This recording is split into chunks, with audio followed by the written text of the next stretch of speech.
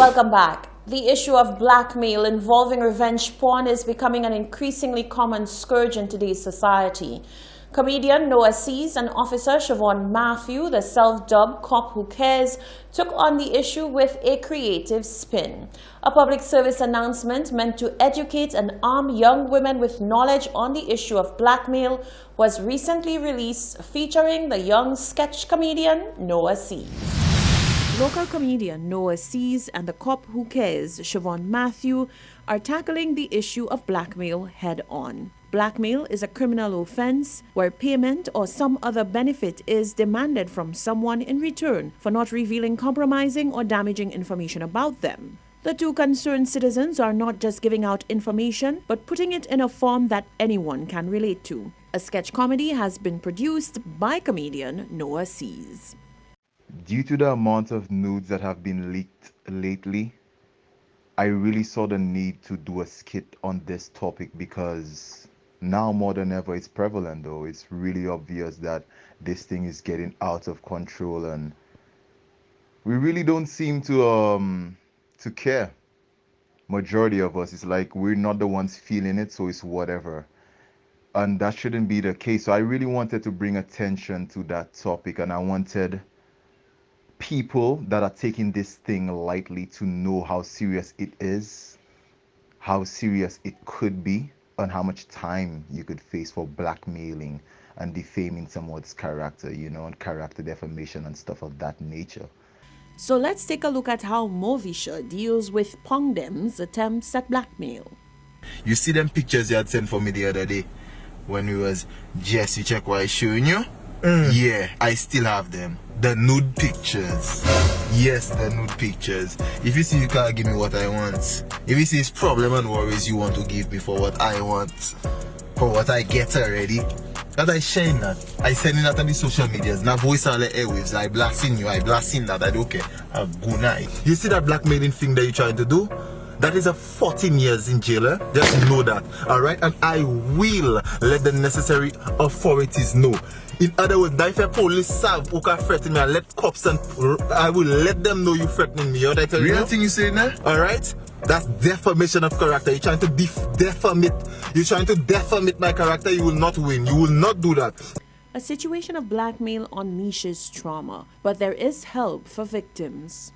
And nowadays, from them, there is a hotline you could call, the help hotline, 203. And if ever you did that and I was suffering mentally, I could always call that number and they would give me all the help I need. You hear what I'm telling you? Times have changed upon them. These things will not work on me anymore. I was recording that entire conversation. You know what I'm telling you? That whole conversation we have had there has been recorded. You was even recording me too? If you think it's me that stay behind and listening to all safety tips from the cop who cares, Siobhan Matthew. Perfect. Yes. Ignorance, sapa bliss, piesa bis. Matthew stresses that anyone being blackmailed needs to inform the authorities and keep in mind that giving in to the blackmailer's demands will only exacerbate the situation. A victim should also not confront the person online or otherwise and end all contact with them immediately. A single mother of two is receiving a much-needed helping hand from Vision Express St. Lucia. Vision Express is spearheading the project as part of its One Community, One Vision drive to improve the lives of St. Lucians. Genevieve Gonzague tells us more. Over the years, Vision Express has made it their mandate to give back to the local community. This started with free eye screening for all needy school children across the island. During the week of the 25th of May, Vision Express commenced refurbishments on a family home in Montsepa. Corporate Manager Michelle Smith explained that this project was part of the One Community, One Drive program. We decided to do a community outreach. Actually, it's Lloyd's baby. He was the one who suggested that we should give back to the community. And of course, we decided that we're going to do a home renovation.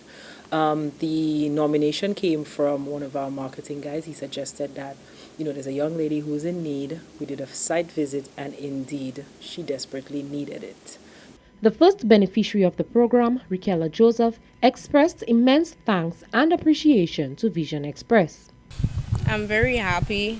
It's It's a big help to me and my family, for sure, because it's just me for now. My main help has passed away, so I'm really grateful that it's going to finally happen for us. Thank you. I appreciate it. I'm sure my family members appreciate it also. The people in the area, they're so happy because they know how it is.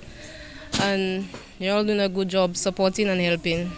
The project was estimated to be completed within 5 days. Smith has explained that members of the public can assist with raising funds for the Vision Drive. It is something that we would like to continue moving forward. Of course, everybody is facing challenges, including the business sector, with funds. You know, the economy is taking a turn.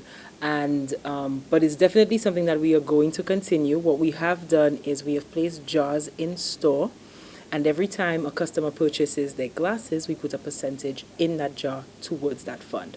So it's something that we are going to continue to do. So if a customer walks in, you buy your glasses, know that part of your purchase is going towards helping somebody.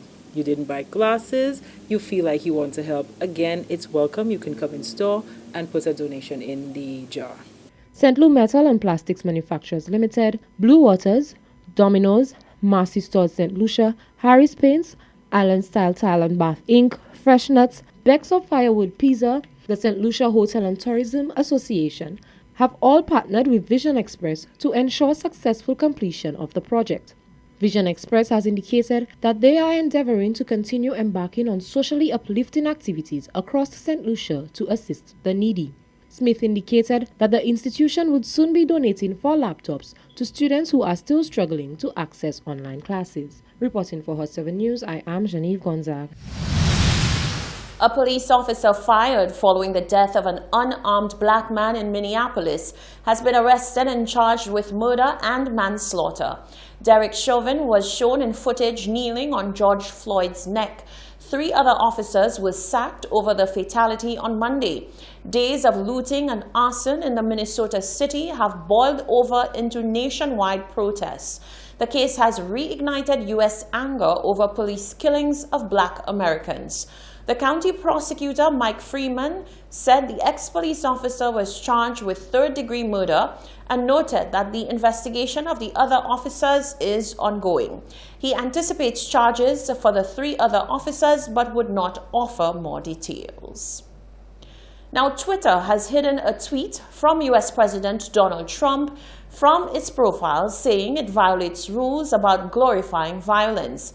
It did the same hours later when the official White House account tweeted a copy of the president's words. Instead of being deleted, both tweets can be viewed by clicking on a prominent warning. It says that Twitter has determined that it may be in the public's interest for the tweet to remain accessible. The president said in the tweet that he would send in the National Guard following the riots in Minneapolis, and followed that up with a warning that, quote, "when looting starts, the shooting starts," end quote. Opposition Senator Joachim Henry has questioned the government's inability to justify the period of time currently being requested under an extension of the state of emergency. Senator Henry chastised members of the government for seemingly offering their silent approval to the move by the Prime Minister. How do the powers bestowed upon a government during a state of emergency impact the constitutional rights of a people? This is the question which Opposition Senator Joachim Henry sought to answer as he presented to the Senate on May 28th. Madam President, there are many St. Lucians that do not understand what is meant by a state of emergency, or what rights they are relinquishing to the government or the executive.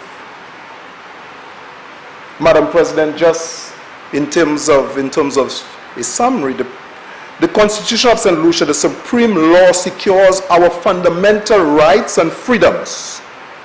Liberty, the person, equality before the law, freedom of conscience, of expression, of assembly and association, protection of family, personal privacy, privacy of one's home, protection from slavery, protection from arbitrary search, freedom of movement. He further questioned the government's request for such a mass time frame in which to possess these heightened powers.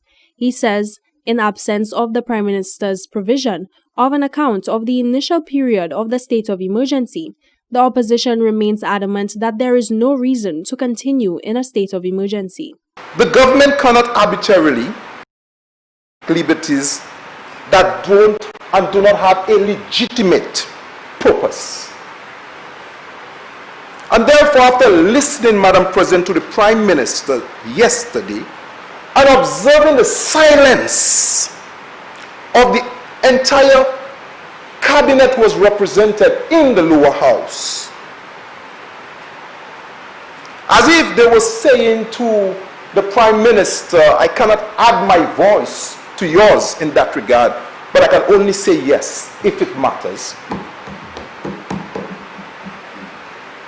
I am concerned, Madam President, about the extension of the state of emergency powers. Henry called on members of cabinet, who he claimed have taken a silent approach to recent government decisions, to fulfill their duties as leaders of the country and pursue an alternative which is sincere to the best interest of the people. Jacka Wooding, Hot 7 News. A long-awaited project that will see the rehabilitation of the Black Stone Road in Jacmel has commenced, as announced by Ancillary Canneries MP Dominic Fede. During a site visit to assess the progression of the project, the MP noted the importance of ensuring that roads which service major community facilities are maintained. Jacka Wooding report.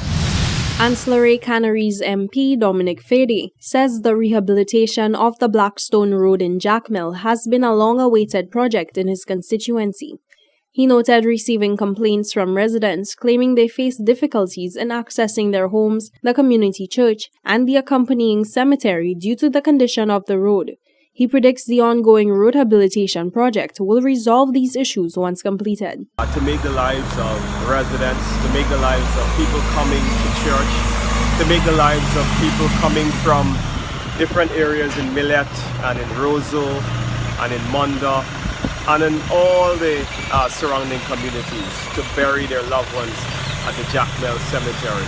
So I'm really pleased to see that this particular project is on stream and it has started nicely. So today what I'm really doing is a walkthrough just to get an update on the contract to see how it's progressing and how it's coming along. Fede believes a proper road will deal a great bit into community safety as well, with patrons of public transport being dropped off closer to their destination.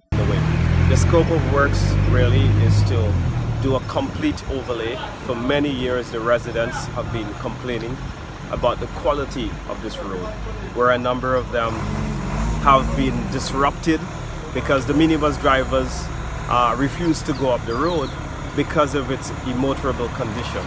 And so now I believe that not only will the residents be happy, but the minibus drivers will be happy as well, as the condition of this road will be improved. The MP said it was a proud moment to see such a project of strategic significance undertaken in his community. Jacka Wooding, Hot 7 News. You're watching the Hot 7 TV Nightly News. Sports and weather are coming up after the break.